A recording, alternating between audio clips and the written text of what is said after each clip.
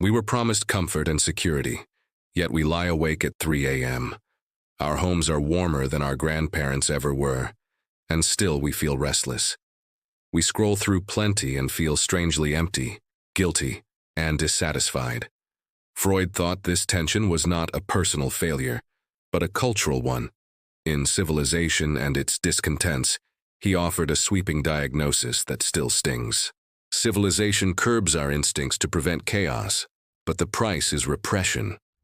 Repression keeps neighbors safe, yet it also seeds anxiety and quiet rage. Society trades some freedom for order, then wonders why we fidget and ache. The question is not whether we repress, but how much and at what cost. Think of instinct as raw weather and culture as the house we build. Walls shield us from storms, yet walls also reduce the sky we can see. That is the dilemma beating under our daily routines and polite smiles. First theme, the cost of repression, the tug between individual freedom and social order. Freud argued that our aggressive and erotic drives meet fences at every corner. Those fences prevent harm but also dam energy that wants to flow. When the dam holds, we call it discipline. When it cracks, we call it breakdown. A child learns to wait, to share, to use words, not fists. An adult learns to soften desire, to submit to deadlines and laws. We need these breaks to live together without constant war. Yet the breaks can grind and spark if always pressed to the floor. Second theme, the superego's harshness. How culture moves inside and keeps score. Rules cease to be external, they colonize our speech and sleep. The inner judge compares, scolds, and withholds permission to rest or enjoy. Perfection becomes the tax we pay for belonging to the tribe. The superego promises virtue, but often delivers exhaustion and shame. A modern psychologist might call this perfectionism with a social engine. We internalize shoulds from school, work, family, and now an endless feed. We fear disappointing an invisible crowd that never actually stops to hug us. Third theme, the ambivalence of progress, comfort rising alongside neurosis. Better plumbing, better medicine, better coffee, and a larger pharmacy of mood. We flourish by cooperation, technology, and law, yet clinics fill and timelines burn. Progress adds cushions and mirrors, then sells us new anxieties to match. Freud did not despise civilization. He doubted its promise of simple happiness. He thought contentment would always be partial, because instinct and order conflict. Herbert Marcuse later stretched the critique into the modern workplace and marketplace.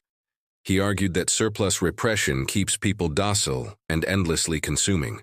You can debate his economics and still feel the edge of the claim. A quick historical vignette helps us hear the book's voice in time. Freud wrote amid European upheaval, authoritarian surges, and the aftershocks of war. He saw cities rebuild material life while suspicion and fear hardened inside them. Civilization looked stable on the surface and brittle in the heart. Now a contemporary vignette where the superego wears blue light. A teenager wakes to notifications and goes to sleep with metrics. Every post is a performance review. Every silence feels like exile. They learn to curate joy and apologize for needing a day off. By 20, their calendar is packed and their soul whispers for permission. Ambivalence grows, connection expands, but comparison multiplies like mold in shade.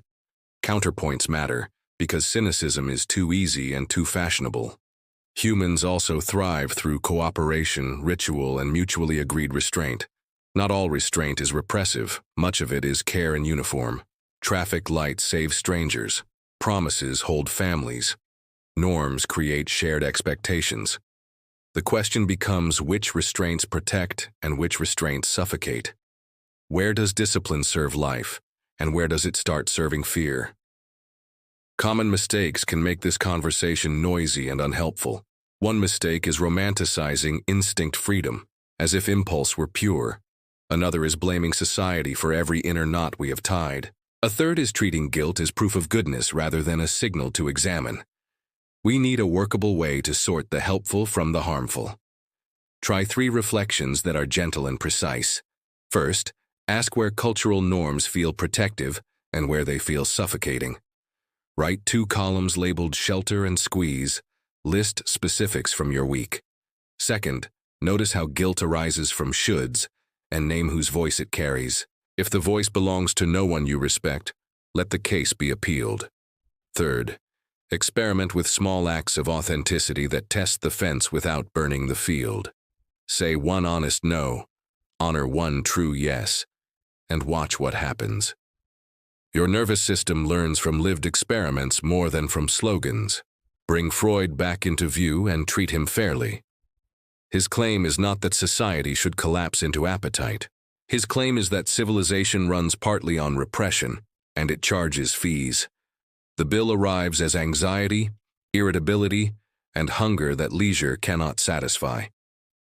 Modern psychology refines this without worship or contempt. We know that purpose, attachment, and play reduce the superego's grind. We know that self-compassion weakens perfectionism better than more perfection. We know that communities with fair rules produce calmer bodies and minds. So the solution is not abandonment of structure, but intelligent design of it. Return to the metaphor that lives easily in memory. Civilization is a tight suit that both protects and constrains.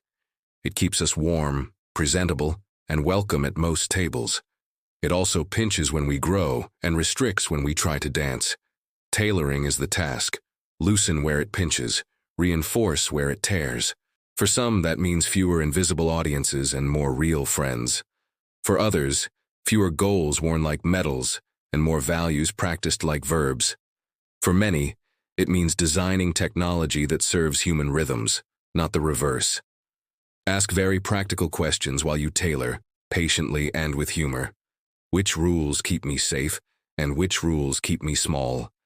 Which shoulds are mine, and which are rented from strangers? Which comforts numb, and which comforts nourish the person I hope to become? Do not expect a perfect fit. Expect a better one. Do not expect silence from the superego. Expect it to speak more kindly. Do not expect instincts to vanish. Expect them to be heard and guided. Civilization will not cure restlessness completely, but it can stop inflaming it. We can build houses with windows as well as walls and call that progress. If you enjoyed this video, please like, subscribe, and leave a comment. Comfort is precious, but a life worth living must still let the lungs expand.